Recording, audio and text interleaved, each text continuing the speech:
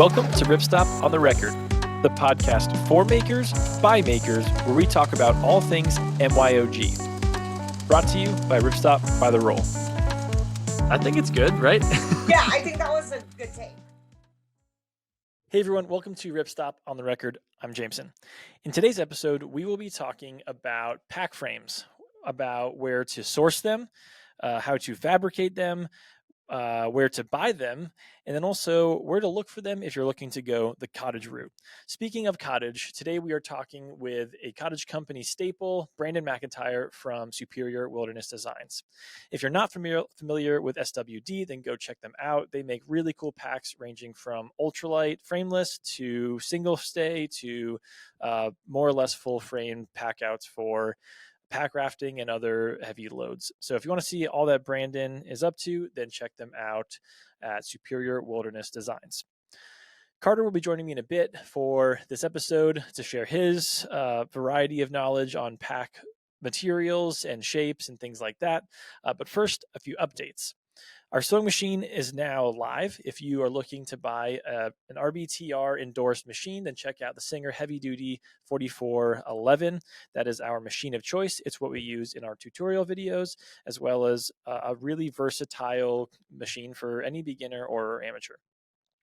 Secondly, I'm going to announce here for the very first time on this episode that we will be releasing the Venom Stretch Mesh Eco next week. So a lot of you have probably seen this, the Venom Eco over the last year or so. It's been a super popular stretch mesh. It's one of the only stretch mesh fabrics that exists with a UHMWPE fiber. And it's awesome. It's a light fabric. It's just around 5 ounces. It's extremely durable. And now it's coming with recycled content as well. So that's going to be going live during our sale, which is a segue to our next announcement. Our biggest sale of the year starts on Monday, the 16th, goes until the 23rd. Everything on the site will be on sale, starting with 5% off of full rolls, 10% off select fabrics, 15% off site-wide, and 20% off kits and outdoor ink. So this is the best time to stock up. If you want to make gifts for people, if you're a company that needs to stock up for your own holiday season, we're sort of getting ahead of the curve and doing things a bit early this year. As always, if you like the episode, please like, comment, rate, subscribe, review, do whatever it is you need to do so that more makers and more people can hear about it, and let us know what you like. We do this because we want to be helpful in the community, and we want to be people that are inspiring other makers to do great and to do cool things. So let us know what you think. And on to the episode. Everyone do one more just in case. Hey everybody, welcome to Ripstop on the Record. I'm Jameson. In today's episode, we'll be talking about pack frames, everything from what types there are, the different materials, how to fabricate them if you're doing on your own. And then lastly, if you're going to buy one on the Cordage side, then how you want to look for those and what type of frame you might want to find there. Speaking of Cordage, today we're talking with a cottage industry staple, Brandon McIntyre from Superior Wilderness Designs. They make really cool stuff from frameless to single stay to double stay, big pack out type of loads where you can go pack rafting and carry upwards of 70, 80 liters of stuff with their packs. They make some really awesome stuff. Brandon's experience is perfect for this episode because he's done everything that we're going to talk to you about in terms of where to source the materials like this, how to shape them, and how to put them onto a pack. This is sort of an extension of some of our other episodes that we've done, like how to make shoulder straps and fabric application stuff, so that you can hopefully make your own backpack one day. It's one of the most common questions that we get asked is how to make a backpack, and there's too many parts to go over for one episode, so we split up into a bunch of different ones. Now, Carter's going to join me for the episode to share his variety of knowledge on the subject, and he's made a ton of frame packs himself, so he'll be on the episode. But first, I want to share a few updates. First, we have a couple new products. One that's already out, which is our Singer Heavy Duty 4411. That is our endorsed machine. It's a really versatile machine. It's one that we use on our tutorial videos here, but it's also one that we would recommend for a lot of beginners and amateurs. It has a ton of great features. It's a very basic machine. They're typically very reliable, and they're extremely popular. So if you want to get a Ripstop of the Roll endorsed machine, then you can check that out. We're also releasing a new fabric, and I'm going to say it here first for the very first time, but we are releasing Venom Ultralight Stretch Mesh Eco next week. That's right. The Venom Ultralight Stretch Mesh that you already know is now coming out with a recycled content. For anyone that doesn't know what that is, imagine a stretch mesh that's woven with UHMWPE. So it's incredibly strong, incredibly durable. It's one of the only meshes that won't rip out on your pack fairly quickly. It's also pretty light. It's right around 5 ounces. Now with recycled nylon in there as well. So really cool fabric that's going to be coming out during our sale, which is my last update. The biggest sale of the year is happening October 16th to the 23rd. This is our big sale. We're calling it the not Black Friday sale for a reason, because we're not doing a Black Friday sale. We're doing it right now. We're doing this to help you get ready for the holiday season, make gifts so that companies and cottage companies that purchase from us, they can get ready for their holiday season. And typically fulfillment during that time can be a bear. Shipping can be pretty gnarly. So we're doing the sale a little bit early to help everybody out. So make sure you check out that sale. It's the 16th to 23rd. We're doing 5% off full rolls, 10% off select fabrics, 15% off site wide, and 20% off kits and outdoor ink. A great time to stock up on all the things. As always, please like, comment, rate, subscribe, review, do whatever it is you need to do so that other makers are hearing about us, and let us know what you like. We really do this podcast to be of service to the DIYer and the cottage industries. We like it a lot, but we want to make sure that it's helpful and that it's something that you guys are getting value out of. So if you would, let us know what you want to hear and what it is that you like. As always, thanks so much for listening. And yeah, on to the episode.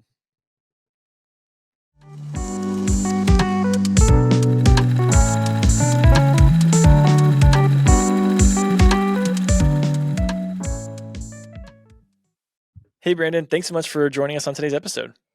Yeah, thanks for having me on. It's always fun chatting with you guys. Absolutely. So for anyone that doesn't know Brandon, you and your partner Ashley founded SWD many years ago, which is Superior Wilderness Designs, a Michigan-based, you could call maybe your pack's utilitarian in nature, where you have a variety of pack styles from ultralight also to framed, which is kind of the topic today. We're going to be diving into pack frames and why you might want one and how you could maybe build one or look for them on your own. So before we get too into the weeds, I first want to ask about, what was the first pack frame you ever made? Yeah, so the first one I ever made was the pack that I ended up using on the PCT. And it was a pretty basic pack. No load lifters or anything, hip belt sewn in. And it was just a similar frame to what we use today still. The flat aluminum bars just slid into stay sleeves and then foam back panel. No load lifters or anything like that. Real simple. What about you, Carter? Do you have a first frame memory? We may or may not have recorded this part in a previous week, and this actually caught me off guard, even though I was supposed to, I guess, prepare, and I couldn't remember the first one, but now I do. And technically, the first frame pack I ever made didn't use any metal or anything like that. It was like a frame sheet. Okay, so if you want to count that as... Was it one that you made, or was it like a frame sheet from another pack that you then fit into another one? No, I used like those like Rubbermaid bins that are really big. Mhm. You can cut like the sides of them. That's smart. Yeah, it was terrible. But that's technically the first thing that I made, and I just made like a little pocket on the inside of the back panel. Yep, like you still see, like a hydration sleeve kind of deal. You just slide it into. Yeah, it's terrible. Don't do that, people listening. Well, that's let's see if we can get in focus here again. That was my first frame sheet as well. Not the Rubbermaid. I just used like a cutting board. I bought a bunch of flexible cutting boards at TJ Maxx, and I didn't really shape them even. I just trimmed it so that it would fit in the sleeve. But yeah, that was my first. So from like a really rudimentary level, why would somebody want a frame in their backpack, Brandon? Yeah, so basically what a frame is made to do is just get weight up and off of your shoulders and to put it onto your hips, which is a much more comfortable place to carry heavier loads. Gotcha. So it's taking from maybe a scientific level, it's taking the weight from just like hanging off the shoulder straps and then putting it through the stay or through the frame, which is going down your back and then loading into the hip belt. Is that baseline what we're talking about? Yeah, because you get above weights of 15 to 20 pounds, somewhere in there, and most people want to transfer some of that weight off of your shoulders and onto your hips. And yeah, frame structurally, provides the support in a pack, because say you have a frame or a frameless pack with a hip belt on it, so you'll get a little bit of load transfer, but at some point the pack is going to start to collapse down as you add more and more weight to it, and it's going to start tugging on your shoulders, and you're going to get that shoulder pain, and it's just super uncomfortable. So you add a frame into the mix, keeps the back panel rigid and keeps the back panel from collapsing and pulling down on your shoulders and getting that shoulder pain. Carter, would you say there's a weight, like a pack weight, where you would then kind of bridge into like, hey, you need a framed pack at this weight or not? Or is it just kind of depend on your style, body type, where like you could have a framed or frameless pack regardless? I mean, I definitely think there's certainly probably a hard line in which it would be recommended for most to venture out into having some sort of structured support for their backpack.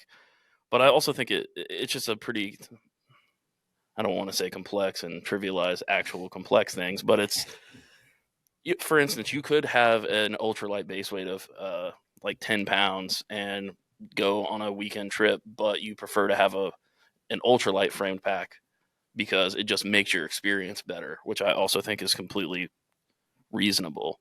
So you don't just want a frame because you're carrying something heavy, is what I mean. It has benefits in general. But yeah, if you're carrying like a lot of weight, you should probably do that or you're going to have a bad time. So yeah, it seems like that number for most people is somewhere within the 15 to 20 pound range, and some people just want a framed pack all the time, but if you're, have a pretty dialed kit and your base weight is super low and you're going out for an overnighter or, even a couple nights and you can keep your pack weight, like, some people can do that at 12 pounds. And that is pretty great to just have like a tiny little backpack on, no hip belt or anything. Like that is very just freeing and nice feeling. But yeah, as the pack weight starts to creep up, then most people want a frame, and you do have people that, condition their shoulders and, just get used to, hauling around a heavy pack and carrying everything on their shoulders. But most people don't want to do that, So now I'm kind of curious with the definition that we gave, which is loose, of like the frame sort of distributing the load through the hips. Why do people use frame sheets? Or that's maybe not the right question, but why do people like frame sheets? Just because it distributes it across your back more? It's still a distribution, but it's obviously not putting it through your hips most of the time. I think a frame sheet just sort of makes a pack easier to pack.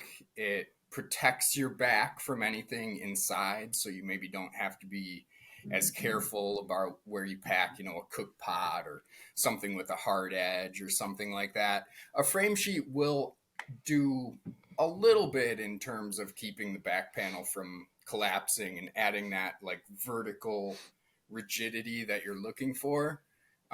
But the only, they fall short in terms of being rigid enough most of the time to be the only support in a backpack. Some companies do use like a thick enough plastic that's like molded and, is probably good enough up to probably like 35 pounds. Like you can do it if you have the right plastic, or if you had thick enough plastic, you could Sure. probably carry an infinite amount of weight. But I think the main thing that would be, useful in a frame sheet in general is that, it kind of adds more structure to the pack, protects your back a little bit. But then, us in the ultralight world, we're used to skimping on things and, more careful packing. So foregoing frame sheets in general seems like a pretty good option to me,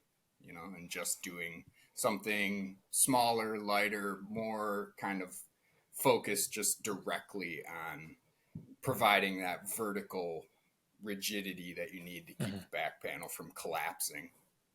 Yeah, like for example, if you were to make some of those like super thick and heavy frame sheets that are molded, it's way heavier than just using like a vertical stay. Yeah, And totally. how it integrates into the hip belt or to your load lifters, it makes it more complex. So it's actually like, even though having like a flat piece of plastic seems simpler, it's actually not. yeah, it's not anymore. It's much less efficient in how Yeah, you're basically, providing if structure. you use something like aluminum or carbon fiber or something, you kind of get more bang for your buck in terms of like the weight to stiffness ratio, I guess, than something like plastic. So throughout the episode, I want to talk about SWD packs because you're our guest today. But I also want to help people understand what to look for in frames in general. Maybe they're making them on their own. So when you were building that first pack, Brandon, that you were talking about that you used for the PCT, what sort of inspiration, what other packs did you use to help build that one? Like basically, how'd you end up on a 2 flat aluminum stay kind of style? I guess, I started out as a DIYer, just building my own packs. And the one thing that really kind of drew me to the flat aluminum bars is, it's easy to source, it's relatively cheap.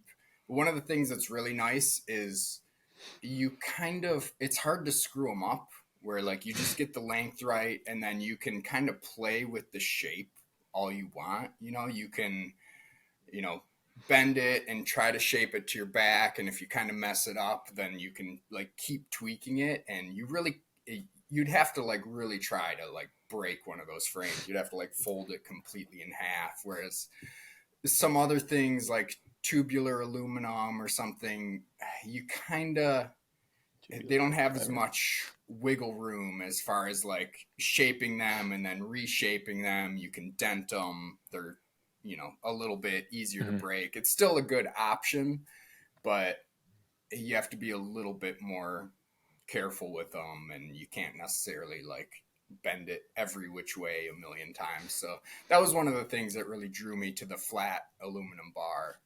Other than I was just teasing Carter. Didn't you have trouble with some tubular like carbon fiber or a rod of carbon fiber not that long ago?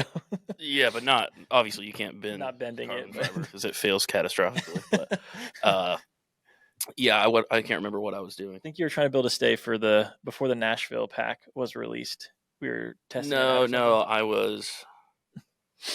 What was I using the carbon rod for?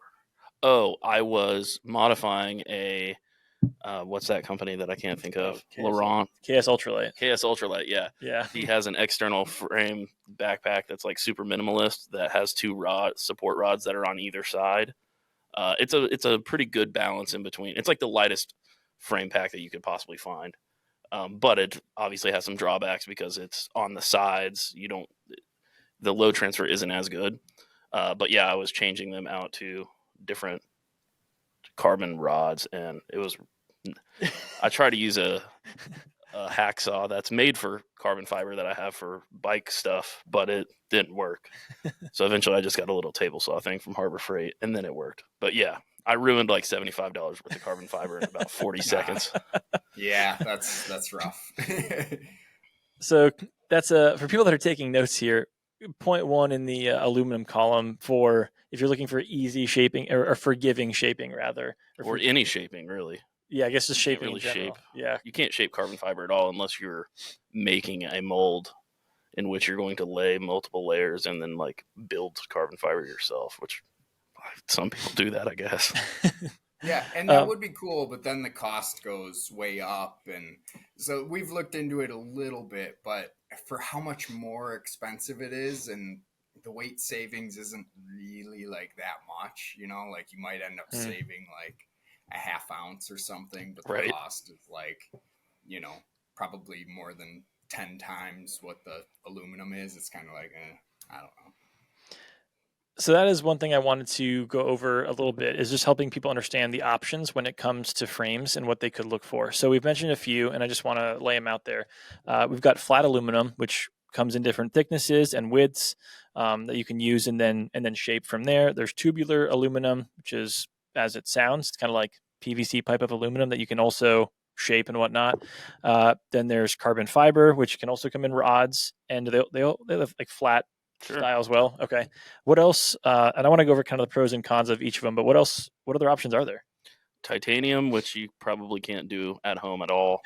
Fiberglass comes in rod form, like Z-Packs uses that on their arc frame. They used to use carbon rods, but they switched, I think, to fiberglass a few years ago because it's basically the same thing and costs, 10 times less. Brandon, can you think of any other? I'm trying to think of other. Yeah, I frame guess materials. the plastic frame sheets, and one way that you could play with frame sheets more is get some kind of thin-ish plastic sheet, cut it to shape, and some people will sew on like a stay sleeve to that, so you can do kind of like a mix of like aluminum. You could do like one single aluminum stay on a frame sheet. That's actually pretty popular in the pack world, and I think a pretty good option. Yeah, that makes sense. I hadn't thought about doing both of those. That is a good call of kind of adding some of that broad, because I guess to talk about the pros and cons, one of the things that drew me in an early phase, and I'm looking at maybe trying my own like framed backpack soon. I haven't actually branched into that project yet. But one of the things that drew me to the cutting board kind of side of things was that like the total coverage, right? It seemed to make a lot of sense in a beginner's mind because I was making a fast pack. Like it wasn't a huge backpack. It was 15 liters. So the cutting board size fit pretty well, and it covered most of the pack on the back. So it was good coverage all around. Which maybe is a plus side. I think there's a good balance of the weight there between like, doing one single aluminum stay in the middle and the plastic. It's kind of, probably somewhere similar to doing two stays. And like you said, yeah, you get the full coverage of the back panel. I would say the one weak point of doing that style is I wouldn't do it on a pack with load lifters personally. Now, I haven't actually tried this, but I would kind of assume that if you just had a single stay with a thin plastic frame sheet and it extends all the way up to the load lifters, I would think you'd kind of get a little bit too much flex up there in the load lifters. I like a super important part of all of the whatever frame you go with is connecting everything directly to the frame, so whatever there may be, the load lifters up top should be connected directly to the frame. The hip belt needs to connect directly to the frame. If there's any, the more wiggle room you have, the less that the load transfer will be. It starts to diminish if there's any play or give in all of that. Yeah, totally. No, that makes a lot of sense.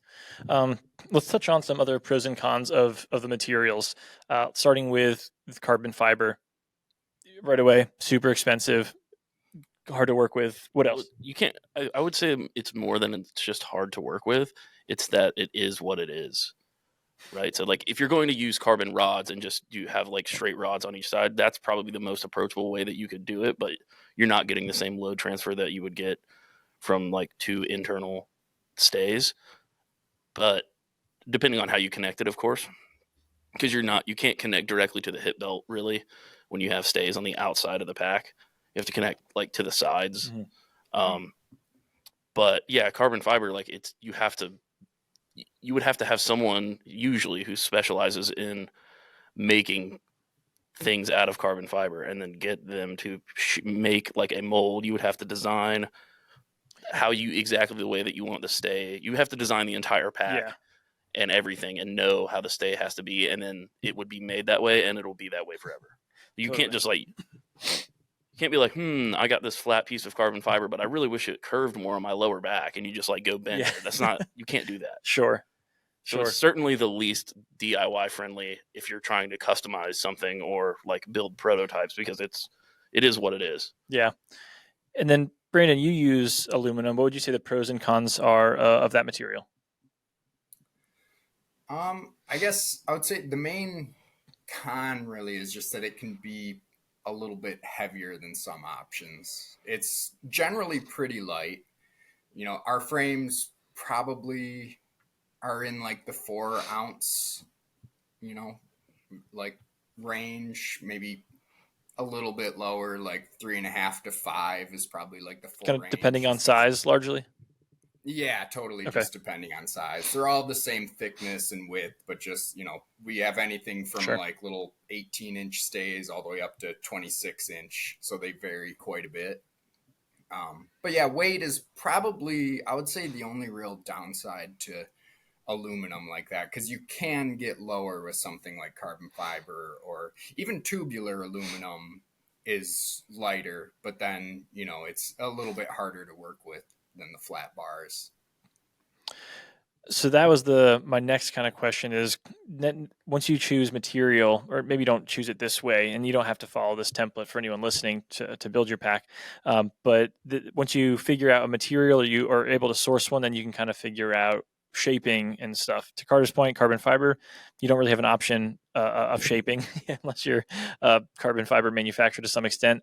When it comes to aluminum, tubing, flat, have you worked with both, Brandon? And why did you end up choosing or landing on the flat aluminum? Yeah, I've played around with tubular a little bit, and we may end up introducing some at some point, just because it is quite a bit lighter. If you go with, the right kind of aluminum, like there's different tempers and kinds. You have like 6061, 7075, and 7075 aluminum is super, super strong, super stiff. You have certain aluminums like 6063, you could like almost like bend in half, and it's like too malleable. But then something like 7075 holds its shape really, really well. It's almost like as strong as some steels, but it's the same weight as any other aluminum. So if you can go pretty light on tubular aluminum if you use something like 7075, and we've experimented with some tubular aluminum that's like about half the weight of what most of our frames are right now. So you can have a very sturdy frame in the like 2 ounce range. And yeah, that's pretty excellent.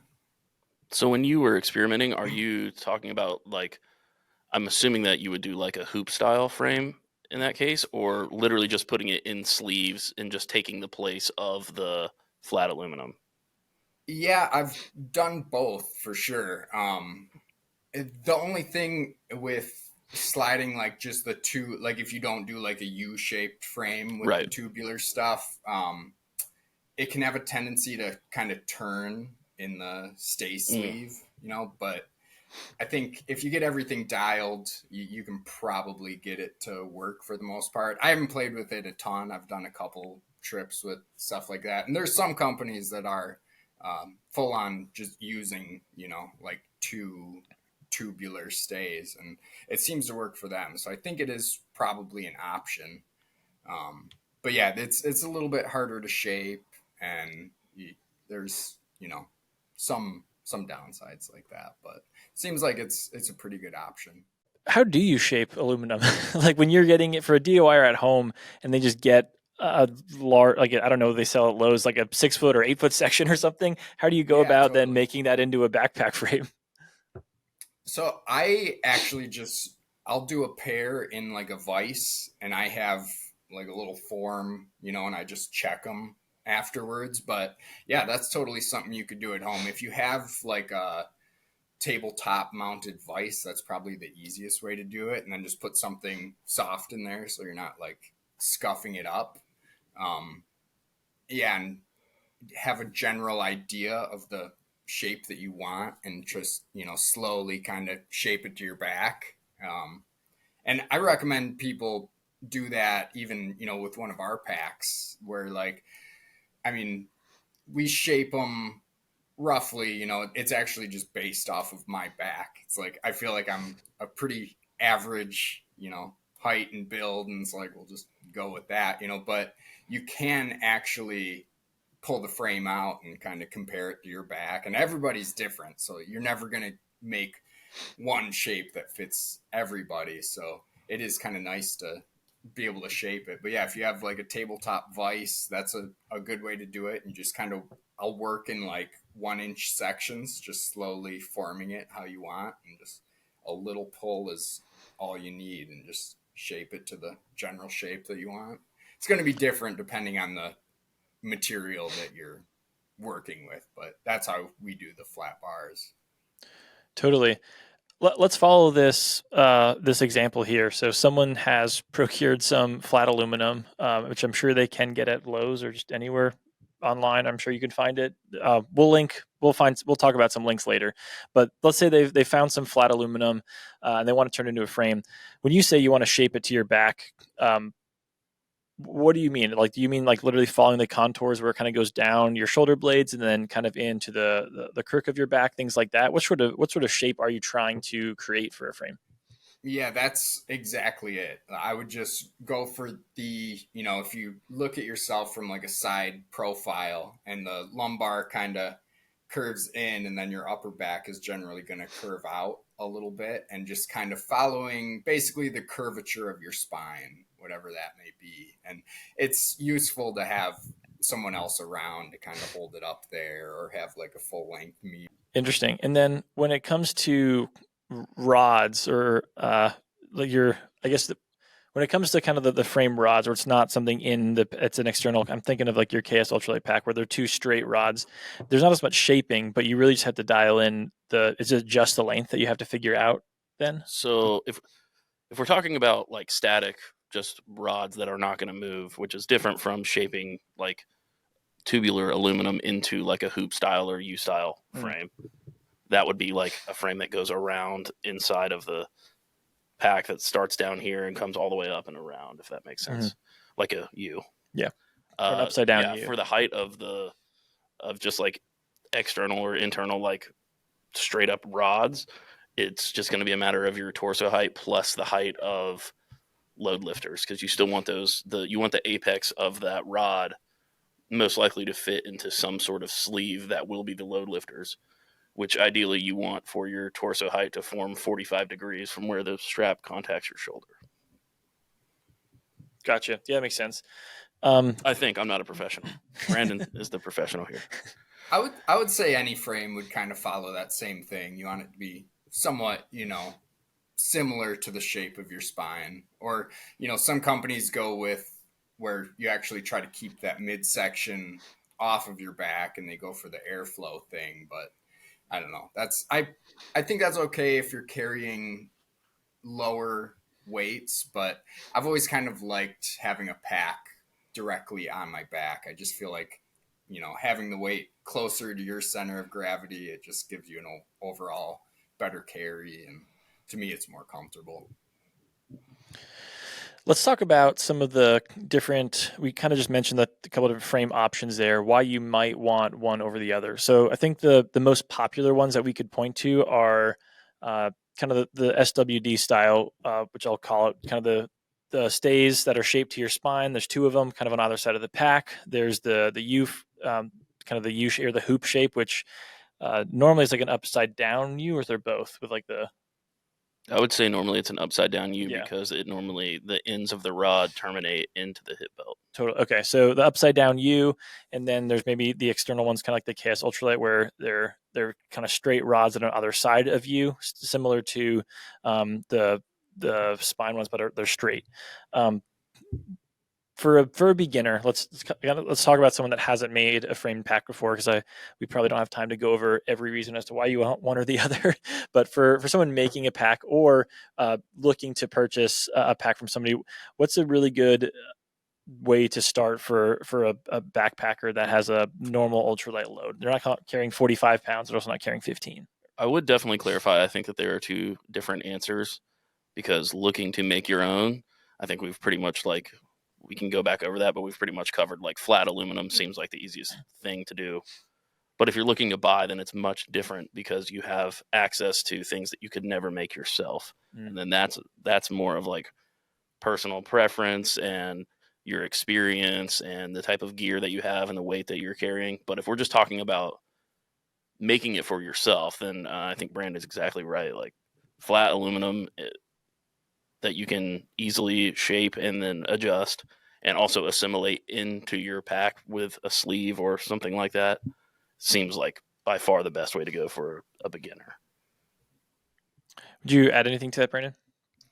Yeah, and I mean, I think tubular aluminum is a good option too. It's, I think, a little bit harder to work with, and you could kind of screw it up, and it's got less like room for error on that, but you could pull it off. Just take your time, go slow, and yeah, I think a lot of people would be fine with going that route too.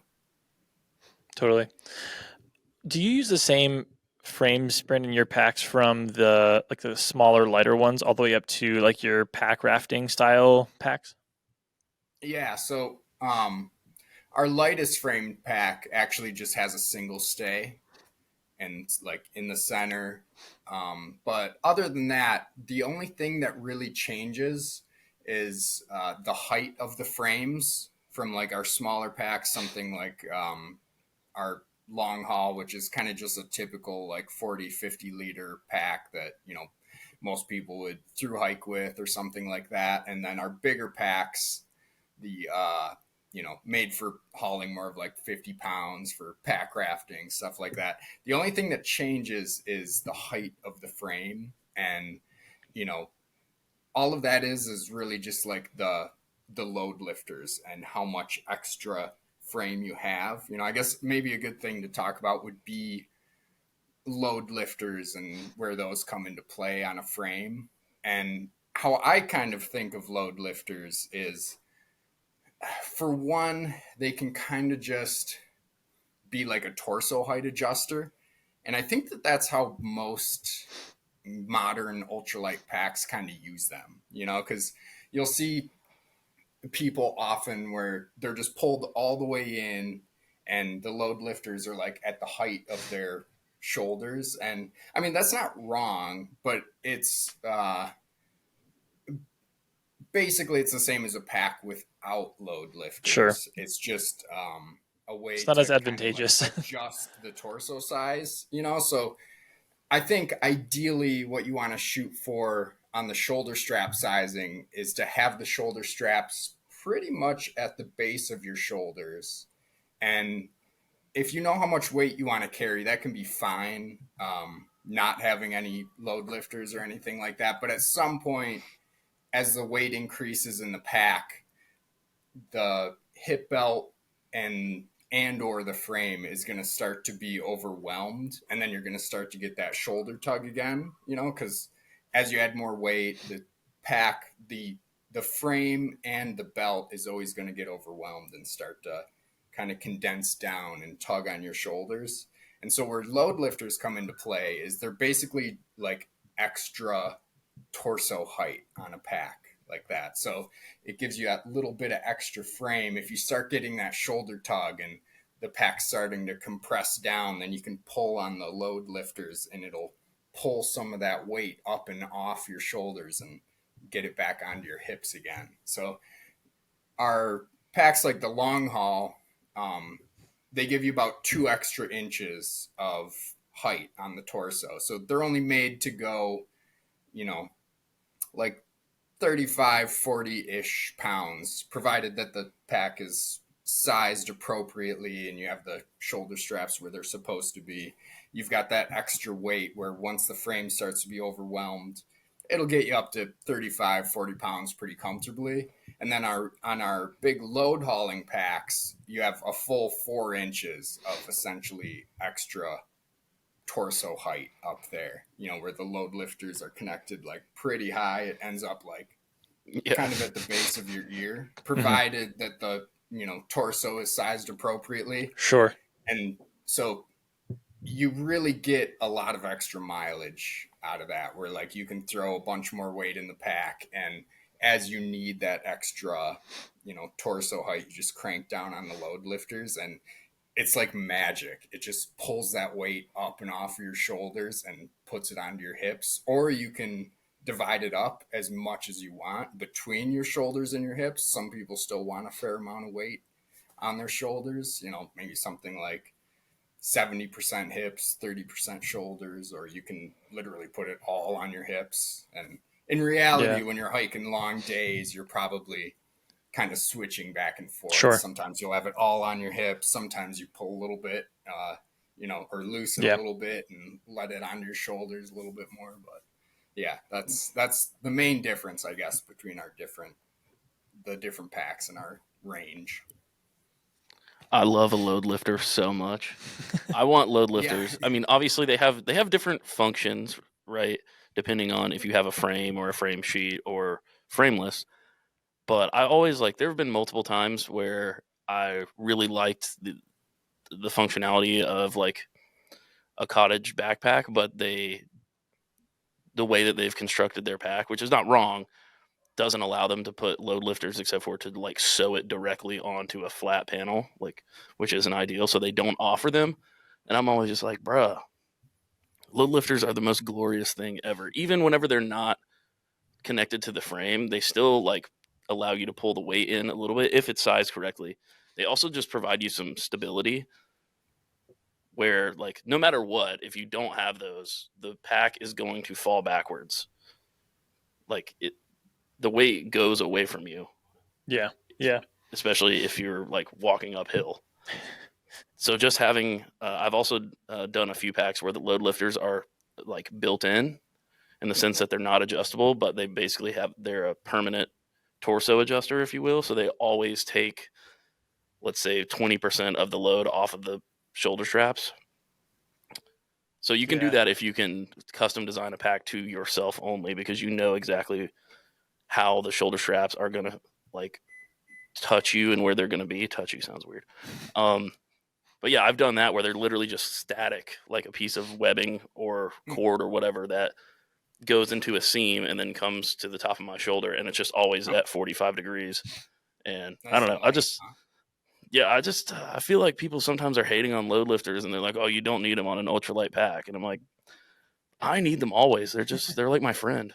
They don't have the same function when they're not used like how Brandon's talking about. But I don't know. People need to stop hating on them. They're wonderful.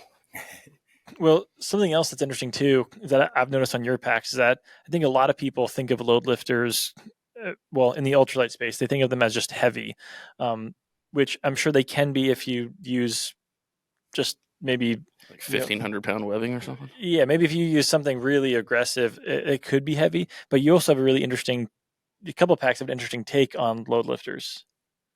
Yeah, so for years and years, any pack that I've designed and ones that I've designed and other people have made always use cordage for most of the adjustment points. So again, I'm someone who carries ultralight base weight. So if you're out there carrying a deer carcass on your back, you probably want some webbing to really hold it in place. But for me, yeah, using some reflective, I also really like reflective things. So reflective cord for the load lifters, which can be done multiple different ways, and reflective cord for adjusting the shoulder straps at the bottom. Mm-hmm. I think a lot of people think that if you have cordage down, depending on the length of your shoulder strap, that cordage isn't actually going to touch you at all.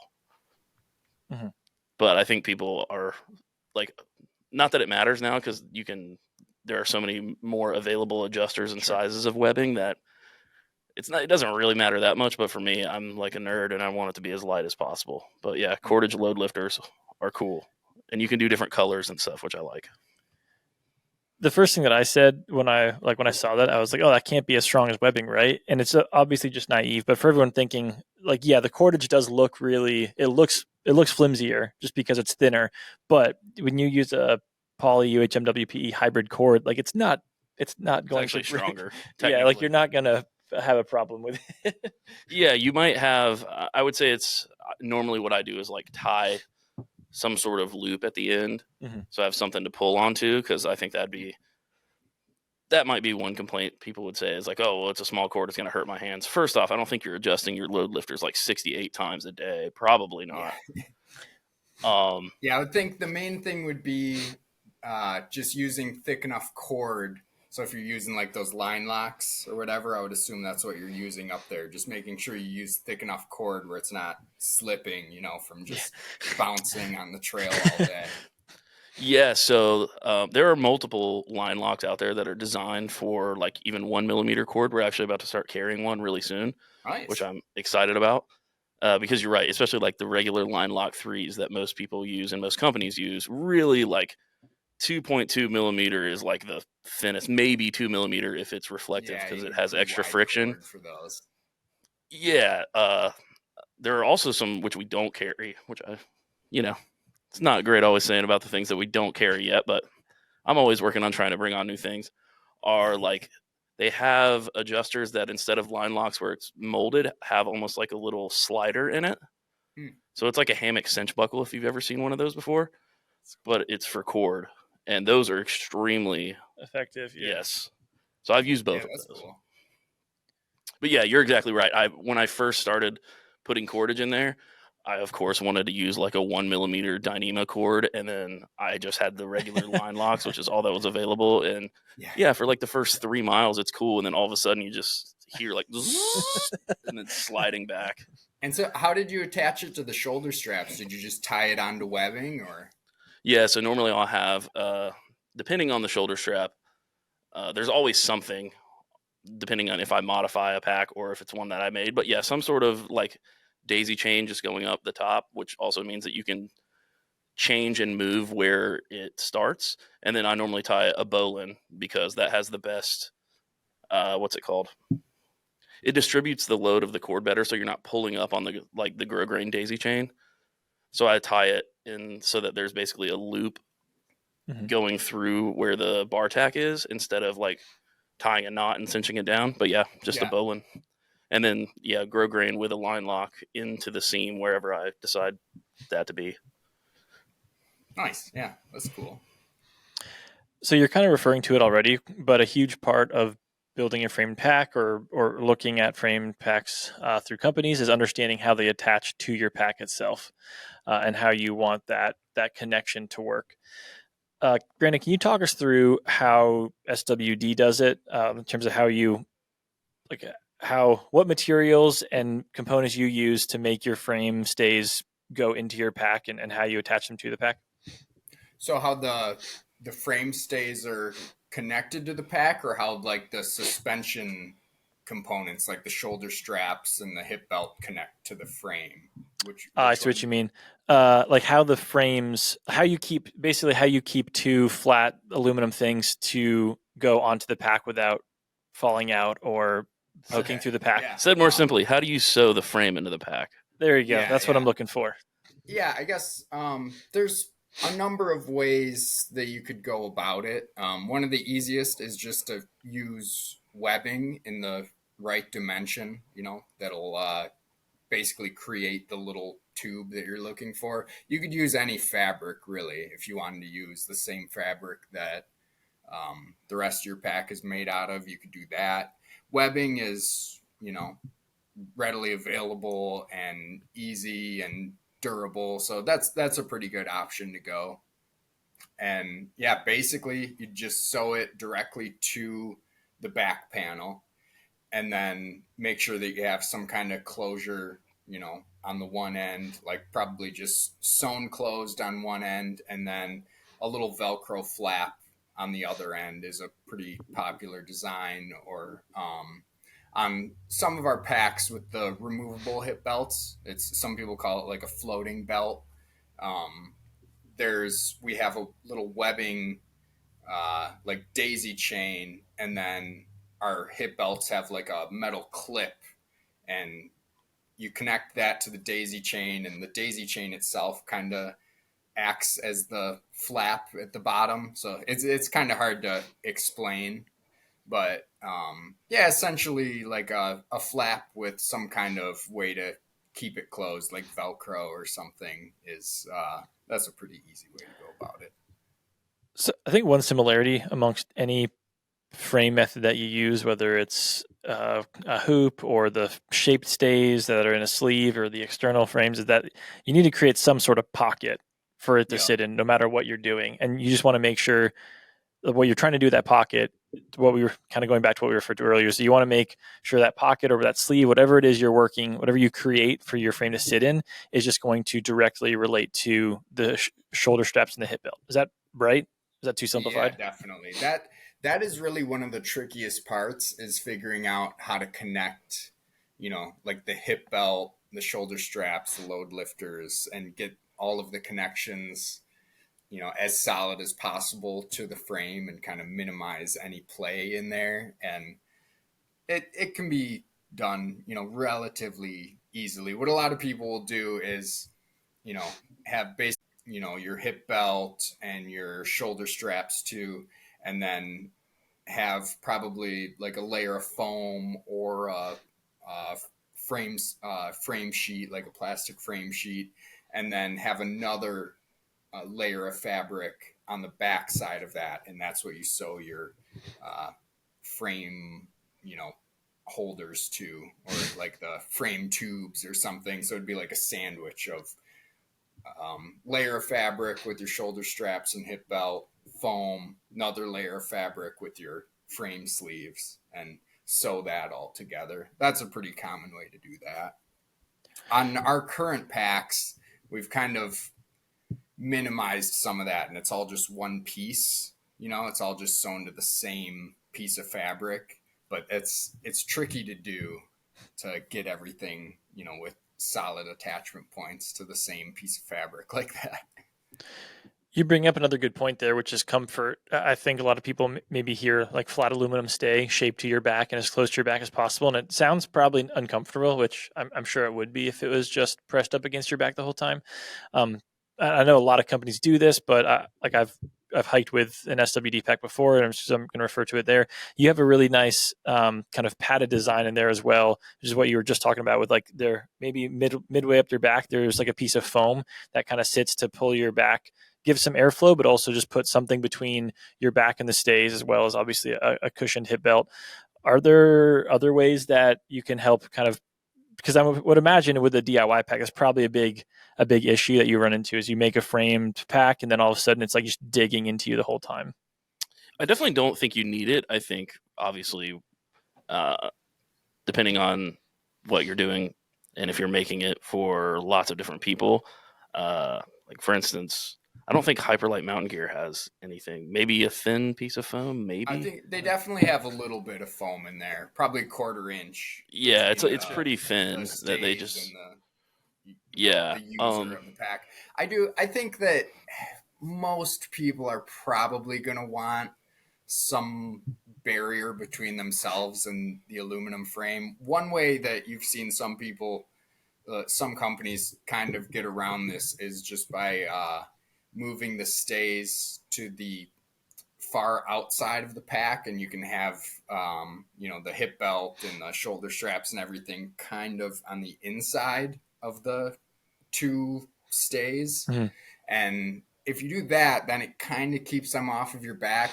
I've never actually played with that so much. I just feel like you would still feel them on the sides a little bit.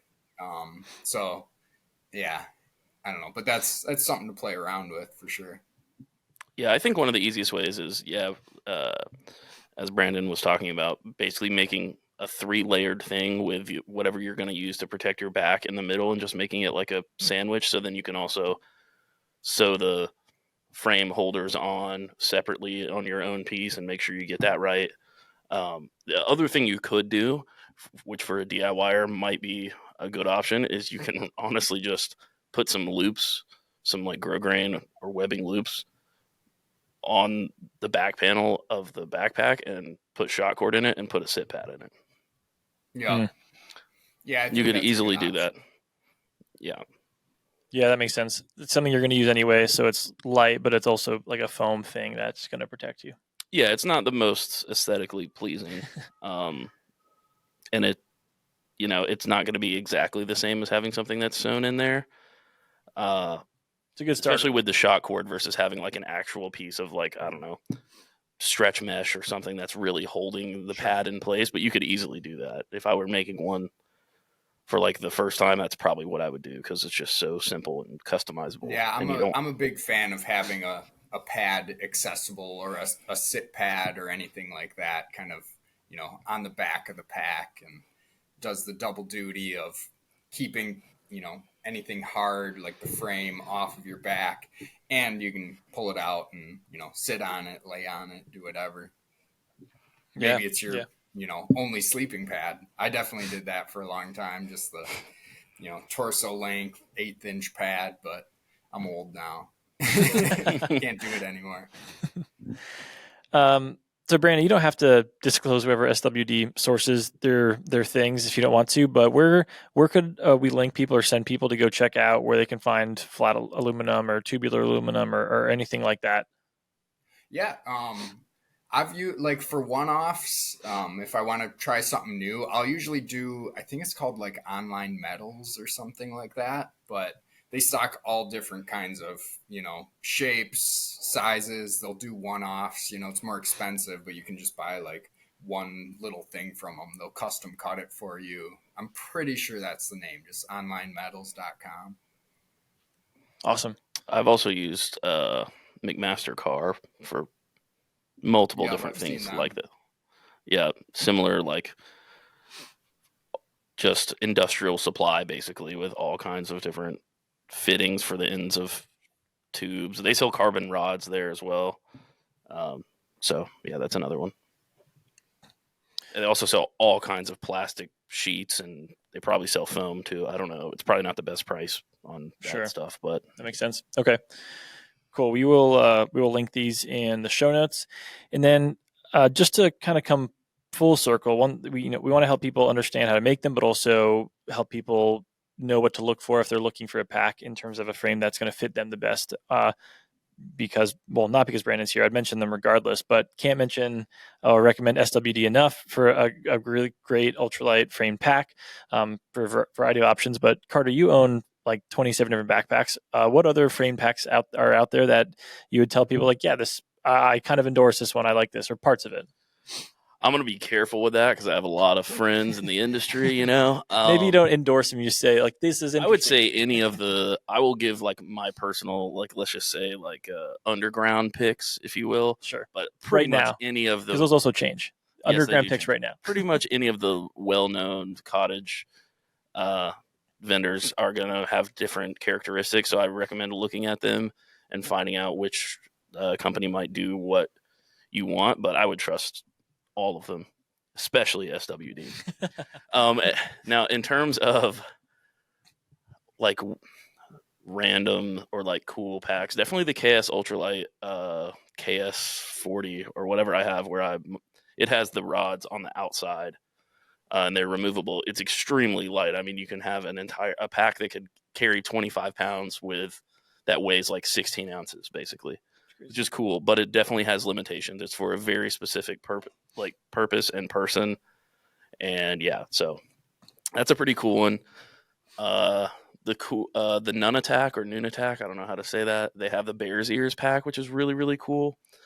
I have multiple packs like that that my friend Jeremy designed that basically are ways that you can carry a bear canister with it assimilated into the frame, which is really awesome because in a lot of places you have to carry a bear canister. You can get around that, and it fits inside of a lot of packs pretty well, or you can take all your food out and put it on top, but none of those are really ideal. So that pack basically allows you to carry the frame at the base where the curve of your back would be, like where you already have that curve. Yeah. And I have multiple versions of that one. Some of those are top secret, but those are my favorites by far to hold like a barricade weekend. I have one where when you tension the bottom of where you put the bear canister in, it actually tensions a back panel like a Z-Pac's backpack. But instead of it tensioning like flexible rods, it has a center aluminum stay and then aluminum rod across the top to provide Brandon alluded to earlier, when you just have the center stay, sometimes you can have like left and right movement. So there's a center rod that goes across with like what's it called? A slit cut in it. It's like a bar that connects the two frames on the side. It's a T-frame is what it is. Gotcha. So that's really, really, really cool. That's neat. And I have probably 3 of those. I'm trying to think of what You else might is have more weird. packs than me. I have a lot. I used to have more. If my wife's listening, I've sold some. I really like cool stuff, like unique, inventive, functional stuff that I couldn't make is where I end up buying stuff. Sometimes I just like buying stuff. If there's like a new fabric or a company's using some new thing I haven't seen, then I try to buy it so I can learn more about it. Let me think of one more that I have that's crazy. Oh, okay. So years ago, I think they still offer it now, but it's a different version. Vargo, the titanium company, came out with a pack called the Vargo Tie Arc. And it's an external titanium frame, but and in the old version, it has like these antennae that come up on the back, and there's a curved piece called the arc, also made of titanium, that slides onto these antennae. And what that does is allow you to basically, it makes like your bag, Like float kind of deal. yeah, it puts a curved bar around the front of your bag so that it's like stays open, if you will. It gives it structure, Yeah. like 3-dimensionally.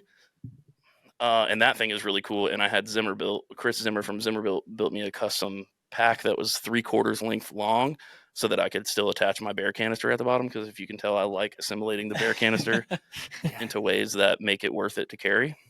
So yeah, I named a bunch of stuff that you can't buy, so I feel good about that. And then all of the cottage companies, right? Yeah. If you want something like that, I'll maybe give you some pointers, but you have to make it. Yeah. Yeah, That's the cool. fun part. Are there any frames out there that catch your eye, Brandon? I don't want to give away any SWD secrets in terms of like future products, but as a pack builder who can do a lot of stuff on your own, is there anything you're like, that's just really fascinating in terms of how they pulled that off?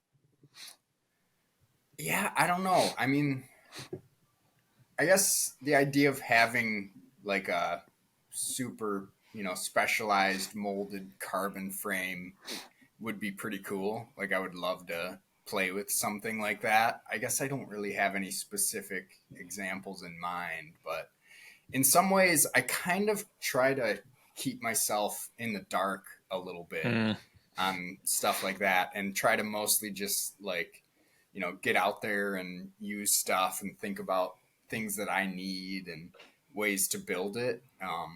It is fun to dive in and check other people's stuff out, but a lot of time it's like I don't like getting caught up in,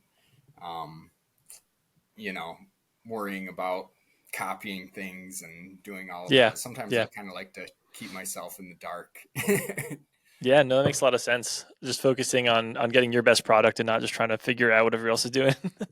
Yeah, just doing lots and lots of testing, basically. Yeah. Cool. This has been really fun. I feel pretty inspired to go make my own pack right now. I'm not gonna lie. You're literally gonna go do it right now. I don't have a frame right now. I need to buy one still or shape it. We probably got some laying around here, bro. I hope the listeners are also pretty excited to check it out. If you have any questions about what we talked about here today, feel free to reach out. Let us know if you like this episode. And as always, Brandon, we're really glad to hang out with you. Thanks for chatting and sharing your knowledge and sharing some of what SWD does. Yeah, thanks for having me on. It's been great hanging out. Always. Cool. Well, until next time, we'll talk to you soon. Thanks, Brandon. Sounds good. We'll see ya.